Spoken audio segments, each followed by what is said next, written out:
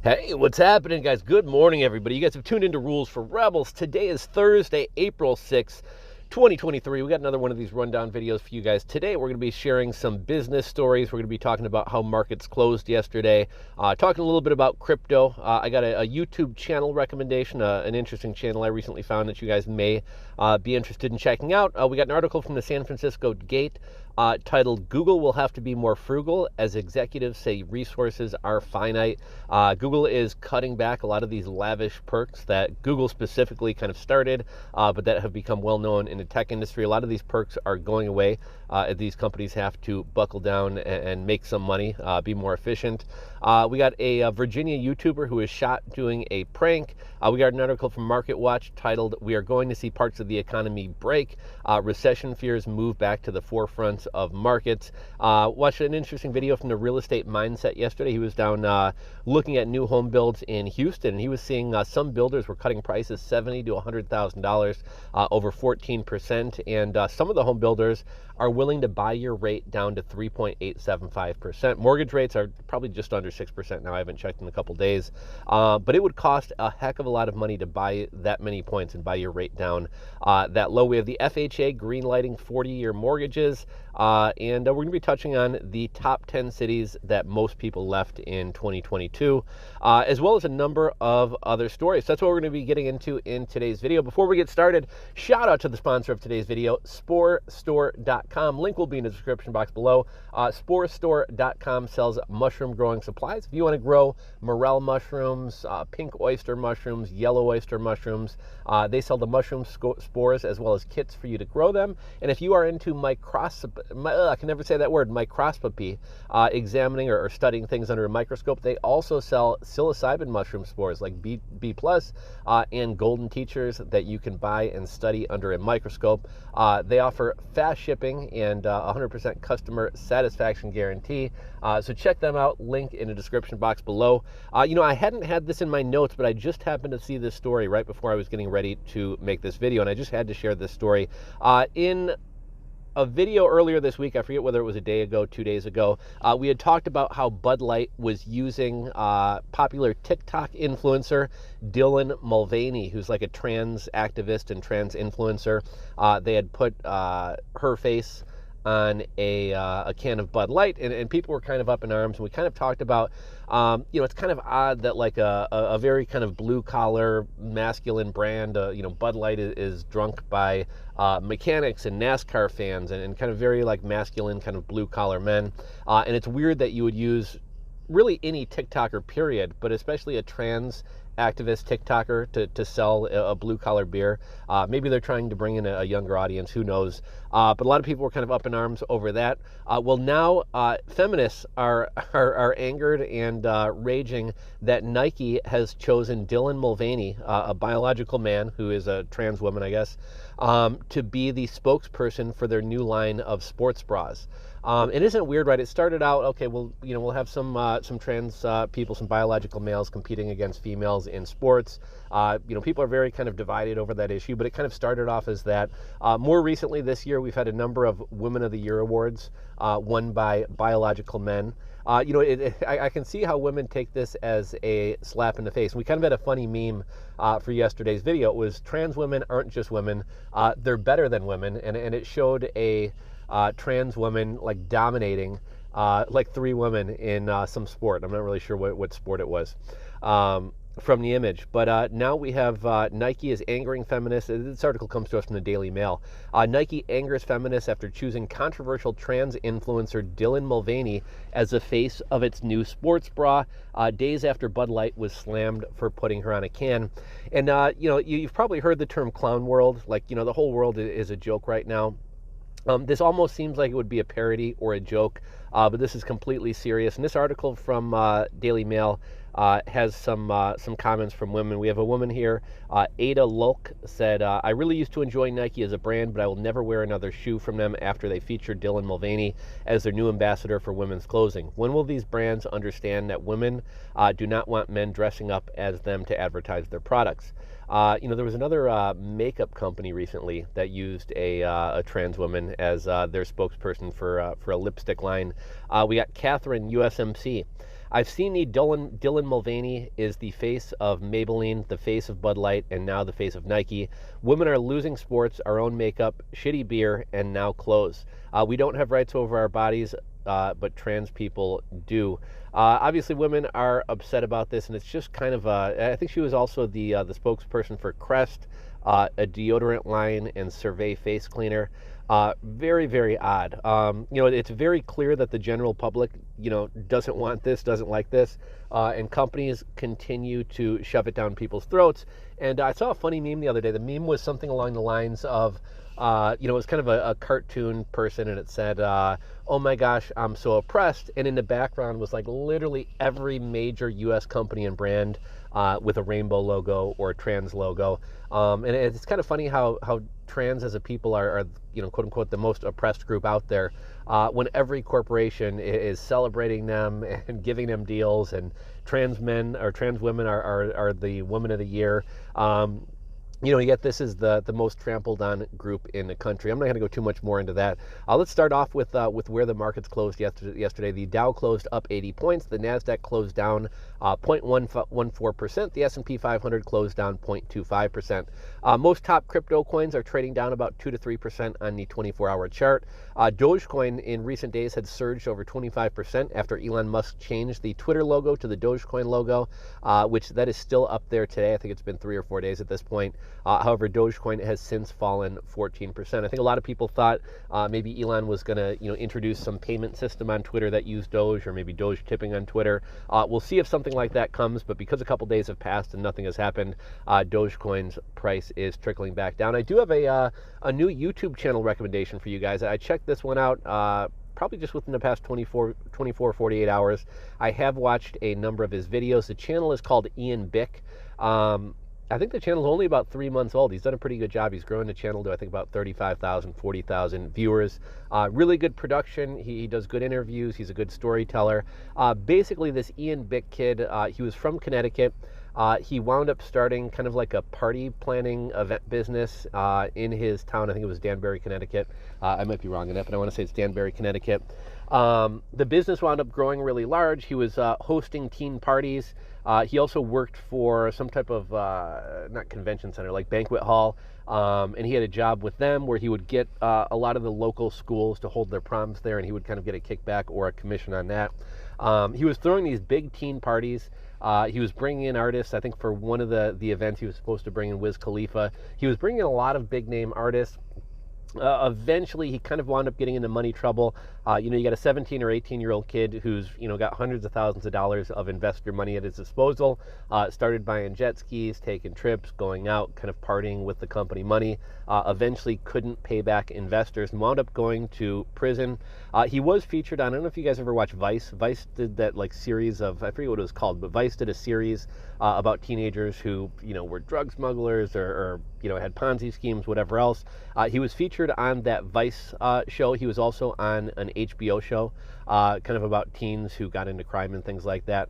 He started a nightclub and party promotion business at 16 or 17, wound up running a $500,000 Ponzi scheme, and he interviews a lot of other young people who have gone to prison. Now, the prison niche has become a really huge and popular niche on YouTube, both a prison niche and a mafia niche. But one thing that's kind of unique about him, he's not trying to be a hard ass. A lot of these prison channels, guys are like, oh, yeah, I was a shot caller, and it turns into like a big dick measuring contest over, who's tougher. This guy's a snitch. I'm not a snitch. And you almost have a whole separate sub niche of drama and beefs going on in either the mafia or prison channel niche between YouTubers. One thing I like about this Ian Bick's channel, he's kind of a young nerdy kid. He's not trying to be somebody that he's not. He's not trying to be a tough guy. And of the people he brings on his channel, it's not necessarily people who are like selling crack or involved in gangs like a lot of the other prison channels. One of the channels I watched the other day, he had a guy who was, you guys may be familiar with this, Sports Illustrated did a big story about it. It was Operation, I'm forgetting the name of it, but there was this kid who was trying to get into professional baseball, minor league baseball player. I imagine my man Brian Phobos is probably familiar with this story, just because I know he's very into baseball and has the Dogecoin baseball team and everything like that. It's tough, if you don't get drafted out of high school or college in baseball, you wind up making very little money playing professional baseball in the minor leagues, and then you're still having to support yourself to pay for your training, everything else. So I guess this guy started, he was running around getting autographs, following players around, going to training camps, getting autographs, selling these autographs on eBay. On one of his autograph trips, he was unable to get the autographs that he needed to sell, so he and his buddy decided to forge some autographs. It started off as a one-time thing. It wound up turning into doing it all the time. He eventually wound up being arrested. I believe he wound up doing 6 years in prison. But it's kind of interesting how a lot of young entrepreneurs, a lot of young hustlers and kind of go-getters can very easily wind up kind of getting distracted and taking the easy route or going down the wrong path. Or a lot of young entrepreneurs wind up getting in over their heads and then wind up making stupid decisions trying to get themselves out of trouble. There was a story a couple years ago. This is probably 2018, 2019. You guys may remember this when I touched on it on the channel back then. There were, I think, 2 or 3 kids. They were selling basically like knockoff Apple earpods. I don't think they realized that they were infringing on Apple's patent or copyright or trademark or whatever it was.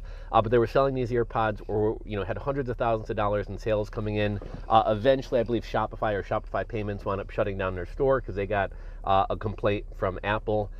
These guys couldn't fulfill orders, and now they have hundreds, maybe even thousands of angry customers who can't get their money. And I believe these kids' parents wound up having to fork out $200,000 to kind of pay back all the customers and everything. But it's kind of easy to see, and we see this story happen time and time again, where young people get involved in business, don't really know what they're doing, and wind up getting in over their heads. But he's got a really interesting channel. Check it out. The channel's called Ian Bick. Yeah, thought you guys might enjoy that. We got an article from the San Francisco Gate. Googlers will have to be more frugal as executive says resources are finite. Tech had a very glorious decade of extravagance. We hear about how, I think Google was kind of the one to kick this off and start this, and then you had Facebook and Twitter and a lot of other companies trying to compete for employees with Google doing the same thing. You get your laundry and dry cleaning done for free on site. Google had massage therapists on site. They had sleeping rooms. They had free snacks. They have chefs in the kitchen. I'm sure you guys have all seen the a day in the life of a TikTok employee, or a day in the life of a Snapchat employee, or a day in the life of a Facebook project manager videos. I know in one of the Twitter ones, they had a wine machine at work. They have yoga rooms. They have quiet rooms, meditation rooms. These places were very, very employee-friendly companies. And I'm sure this stuff isn't cheap. And we've since kind of learned that a lot of these companies were either zombie companies and have never made money, and were just kind of around because VC money or cheap interest rates.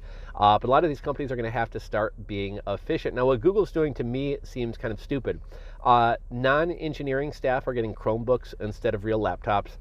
They're taking away staplers. They seem to be trying to cut money in areas that are going to hurt productivity, which is actually in the long run going to wind up costing them more money. And I think I talked about in yesterday's video how they were like, oh, we're trying to cut back. Sometimes we bake too many muffins on Monday, or sometimes we'll schedule a yoga class on Friday and everybody's working from home and nobody can go to this yoga class, and oh my gosh, it's such a waste.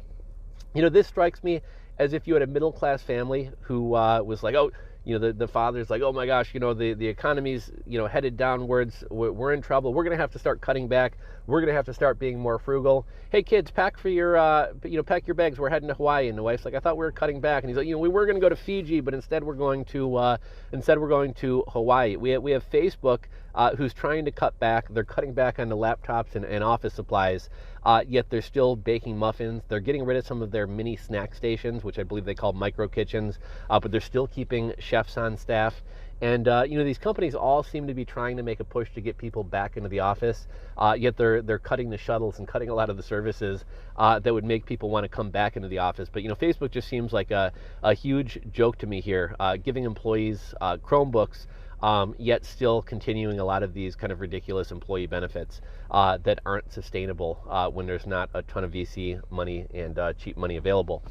We got a story about a Virginia YouTuber who was shot doing a prank. I've watched some of this guy's YouTube videos.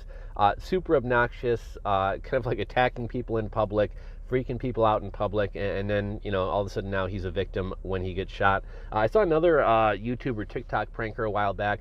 This guy was going to the airport and acting like he was stealing people's bags. And I remember watching one of these videos, and a guy got upset and was about to fight him, and then a YouTuber who's pranking this guy and acting like he's stealing this guy's bag all of a sudden now is about to pull out a knife and says, I'm going to slash your face or slash your throat or something like that. I think we're going to have to see a lot more YouTubers, a lot of these pranksters on TikTok and YouTube get shot before people learn that you just don't fuck with people in public, especially in the world today. People aren't playing these games. We got an article from Market Watch. We are going to see parts of the economy break. Recession fears move back to the forefront of markets. The private sector is adding fewer jobs. Job openings fell to a 21-month low, and investors are flocking to the safety of treasuries as opposed to the stock market. It's almost certain that the Fed is going to hike rates by 25 basis points at the next meeting. We have OPEC and Russia have cut oil production, and the talk of a soft landing has pretty much disappeared. A lot of these economists and people at the major banks are saying there's nearly a 99% chance of a recession, and everybody's just kind of waiting for that shoe to drop. Saw an interesting video from the Real Estate Mindset yesterday. He was recently down in Houston, Texas, looking at new home builds. Some of the builds had cut prices $70,000 to $100,000, price cuts of over 14%. As I mentioned earlier, one builder was offering to buy your rate down to 3.875%. It's incredibly expensive to buy rates down. And this is likely costing tens of thousands of dollars, maybe even hundreds of thousands of dollars, to buy rates down from 6 or 7% down to 3.875%. What was I going to say here? It's going to get to a point where new home builds are cheaper than buying existing homes, and I think that is what's going to start the downturn in the housing market, as those homes will become the new comps. Let's see, speaking of real estate, the FHA has green-lighted 40-year mortgages. I was a little bit unclear when I was doing my research on this whether this is new mortgages or troubled loans. The one article I read made it sound like it was new mortgages. I had heard a few weeks ago that troubled loans might be able to be refinanced into 40-year mortgages as opposed to 30-year mortgages. In the last year, the average mortgage has gotten over 30% more expensive. And here's how stupid these 40-year mortgages are. A 30-year mortgage on a $312,000 home would be $2,044 a month. On a 40-year mortgage, it would be $104 cheaper, so not a ton of savings. But over the life of that loan, you're going to pay $170,000 more. So you're going to pay $170,000 more over the life of your loan just to save $100 per month. Proponents of this are saying, home affordability is getting tougher, but by making people's payments lower, you're actually going to further drive up home unaffordability. But another thing about this is, I forget what I was going to say. We'll just move on to the next story. I saw another interesting story. The 10 cities most people left in 2022. Number 1, New York. New York lost 321,000 people. Number 2, LA. Number 3, Chicago. Number 4, San Francisco. Number 5, Washington, D.C. Number 6, Boston. Number 7, San Jose. Number 8, Miami. Number 9, Philadelphia. And number 10, Detroit. If you notice anything that these cities have in common, they're all very liberal, very blue cities. Most of them are not desirable places to live. I would say out of that entire list, the only place that is still quote-unquote desirable to live is the Boston area. Boston has its share of problems as well, but you look at cities like San Francisco, where you can steal $1,000 worth of stuff from a store and not be arrested. Cities want to decriminalize drug use. They want to let criminals, violent criminals, out of jail with a fine instead of sending them to jail. Most of these places are out of control with crime and homelessness and poverty. I would say out of that entire list, Boston is the one city that might still be considered desirable. Another thing all these cities have in common is all of these cities had very strict Mexican beer cough lockdowns. We've seen the cities and states with the strictest lockdowns and who took the beer cough the most seriously have the worst economies and seem to be the worst places to live right now. Here's an interesting story. The Nashville school shooter, they're not charging him, her, I'm not really sure what to call that person. They're not charging them with a hate crime. We see how everything's turned into a hate crime these days. Like, if a crime happens to an African-American person, it's automatically a hate crime. Yet somebody writes a manifesto, hates Christian people, goes and murders a bunch of 9-year-olds at a Christian school, and that's not considered a hate crime. Just to kind of highlight how crazy this is. In California, if you are in prison and you attack a pedo, you will be prosecuted. You will likely be prosecuted as if you committed a hate crime. So even pedos are a protected class, but somebody who attacks Christians for being Christian, and that's not a hate crime. We got a Fortune article. Gen Z is approaching a student loan cliff. that could send shockwaves across the American economy. And this is kind of interesting. I hadn't really thought about this. You know, obviously we've been talking about in terms of sending us into a recession, student loans coming back could do that. A lot of younger people who tend to spend a lot of money and kind of boost the economy, they're going to be having an extra $400, $600, $800, even $1,000 a month payment when student loans come back. But one thing I hadn't considered, think about the either young millennials or Gen Z or Zoomers.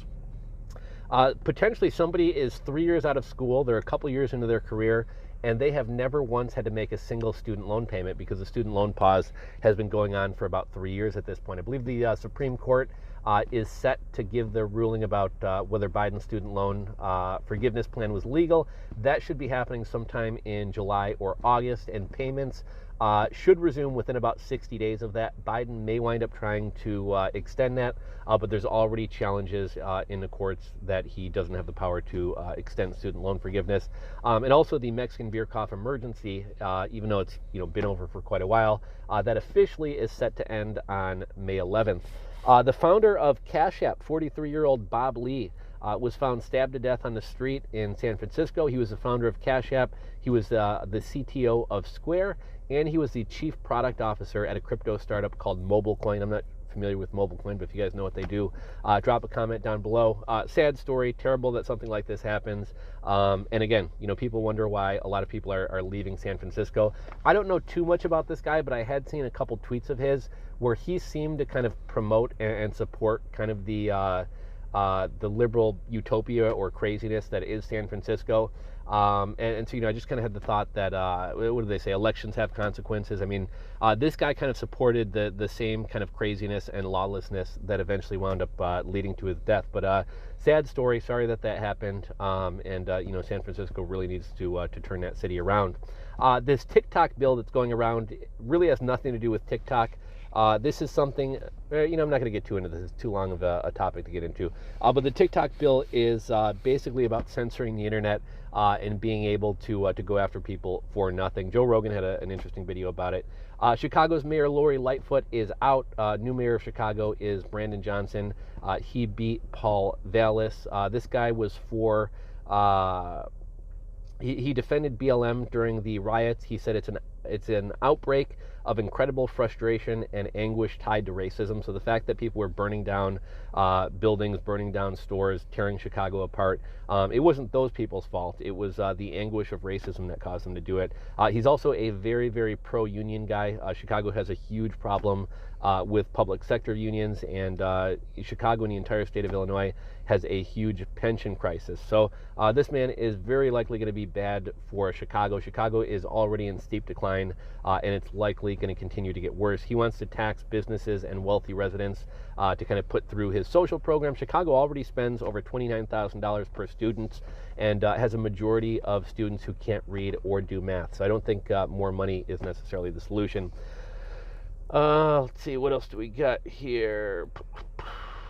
Twitter has labeled NPR state-affiliated media, and let's just kind of cover the tech layoffs, and then we'll kind of wrap this one up. To date this year, 561 tech companies have laid off employees. Total number of employees laid off is 167,903, and we only really got one layoff to announce in the past 48 hours. That is a company called Amplitude, which recently laid off 99 employees, 13% of the company. I get these layoff numbers from a website called layoffs.fyi. If you want to check, you can see all the layoffs each day. I believe they track like the top 1,000 biggest tech companies. So this isn't a full picture of the entire economy or even the entire tech industry. But if you guys are interested in kind of keeping up with recent tech layoffs, check out layoffs.fyi. Anyhow, guys, that is the end of the video. If you guys enjoyed the video, give it a thumbs up. If you're not subscribed to the channel, click that subscribe button down below and ring the bell. As always, I'd love to hear your thoughts, comments, and opinions on anything and everything we've discussed today. If you guys have any stories that you think are worthy of mentioning or you want to talk about that I haven't mentioned, drop a link down in the description or down in the comment section below. That's all I got for you guys today, and I will catch you on tomorrow's video, guys. Later. Peace. I'm out.